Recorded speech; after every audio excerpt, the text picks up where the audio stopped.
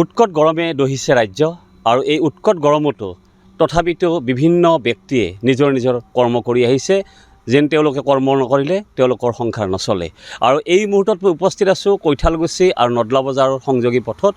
এই পথটোত এইকাৰণে মই উপস্থিত হৈছিলোঁ যে এই নদলা বজাৰতে এগৰাকী ৮০ ঊৰ্ধৰ ব্যক্তিয়ে নিজৰ এই উৎকট গৰমক নেওচিও কাম কৰি খাই আহিছে কিয়নো আচলতে তেখেত এগৰাকী শাৰীৰিকভাৱে সক্ষম ব্যক্তি তৎসত্ত্বেও অসম চৰকাৰৰ যিবোৰ আঁচনি যিবিলাক বিকলাংগৰ আঁচনি শাৰীৰিকভাৱে সক্ষম লোকৰ কাৰণে আঁচনি নিৰূপণ কৰিছিল সেই আঁচনি ঢুকি পোৱা নাই সেইগৰাকী ৮০ ঊৰ্ধৰ ব্যক্তিক আৰু মই তেখেতৰ ওচৰত যাম তেখেতৰ কৰ্ম কৰি আহি এই গছৰ তলত এতিয়া জিৰণি লৈছে তেওঁ নদলা বজাৰত সেইটো কাম নকৰিলে তেওঁৰ সংসাৰ নচলে ঠিক তেনেদৰে ৮০ ঊৰ্ধৰ ব্যক্তিগৰাকীৰ ওচৰত চাবিছোঁ মই খুৰা আপোনাৰ নামটো ক'বচোন ধৰণী ভাগৱতী আপোনাৰ গাঁও কৈঠালগুছি ভাগৱতী পাৰা আপুনি ক'ৰ পৰা আহি আছে এতিয়া মই এতিয়া কাপোৰৰ পৰা দণ্ডলাৰ পৰা আহিছোঁ কিহৰ বাবে আহিছিল ইয়াত এইটো অলপ কাম চাম কৰি কিবা খাব পৰা উপায়ে কি কাম কৰে আপুনি মই মেচিনৰ কাম কৰোঁ চিলাই মেচিনৰ ঘৰত কোন কোন আছে ঘৰৰ ল'ৰা এটা আৰু মই আৰু ছোৱালীও বিয়া দিছোঁ আপোনাৰ বয়স কিমান হৈছে এতিয়া বয়স মই ৮০ বছৰ দিছোঁ অঁ ইমান গৰম গৰমতো এই ৮০ বছৰতো মই আহি কিবা কৰি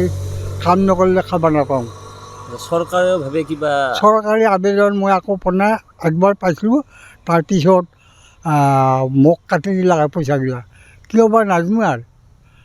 আচ্ছা আপুনি ঘৰ পাইছেনে ঘৰ পাইছোঁ ঘৰ পাইছে ঘৰ চাউল এইটো পাইছোঁ কিন্তু আপুনি যিটো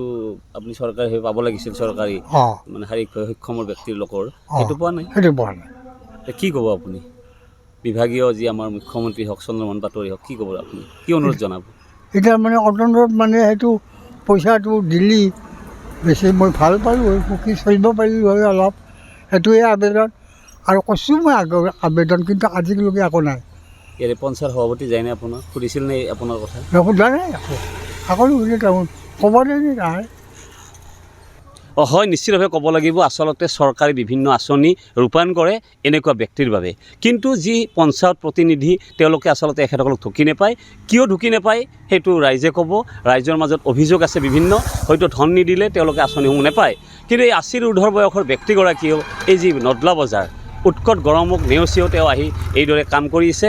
তেখেতে আচলতে চিলাই মেচিনৰ কাম কৰে আমি তেখেতৰ আন এটি কথা আমি জানিব বিচাৰিম তাৰ আগে মই সতীৰ্থক দেখুৱাবলৈ অনুৰোধ জনাইছোঁ আচলতে তেখেতে এই উৎকট গৰমৰ পৰা আহি গছৰ তলত জিৰণি লৈছে এখন চাইকেলেৰে কিন্তু দুখৰ বিষয় আচলতে এই চাইকেলখনো চৰকাৰে হৈ পোৱা নাই আচ্ছা এই চাইকেলখন আপোনাক কোনে দিছিল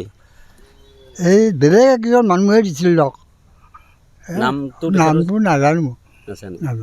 কিহত কাম কৰে তেখেতে এই কিবা চাকৰি কৰে বেলেগ চাকৰি কৰে আপোনাৰ এই দুখ দেখি পেলাই চাইকেল দুখ দেখি দিছে অন্য ৰিলেশ্যন একো নাই হয় এইখন সমাজত আচলতে এতিয়াও সমাজৰ বাবে কাম কৰা ব্যক্তিৰ অভাৱ হোৱা নাই আৰু এনেকুৱা ব্যক্তিক আচলতে এনেকুৱা এজন মানৱদৰ্দী ব্যক্তিয়ে আচলতে এইজন ব্যক্তিক দেখিবলৈ পাইছিল ৰাস্তাত কিদৰে কষ্ট কৰি আহিছিল আৰু সেই সময়তে তেখেতে এইগৰাকী ব্যক্তিক এই চাইকেলখন দি পেলাই তেখেতৰ যি জীৱন যুদ্ধত সহায় কৰিছে আৰু তাৰ বাবে আমি তেখেতকো আজি এই সংবাদ মাধ্যমৰ জৰিয়তে তেখেতৰ দীৰ্ঘায়ু কামনা কৰিছোঁ আৰু এই যি জ্যেষ্ঠ আচলতে এখেতৰো আমি দীৰ্ঘায়ু কামনা কৰিছোঁ দ্য নিউজ প্লাছৰ তৰফৰ পৰা যিকোনো খবৰৰ বাবে যোগাযোগ কৰক 7099017330 লগতে 7099017110 নম্বৰত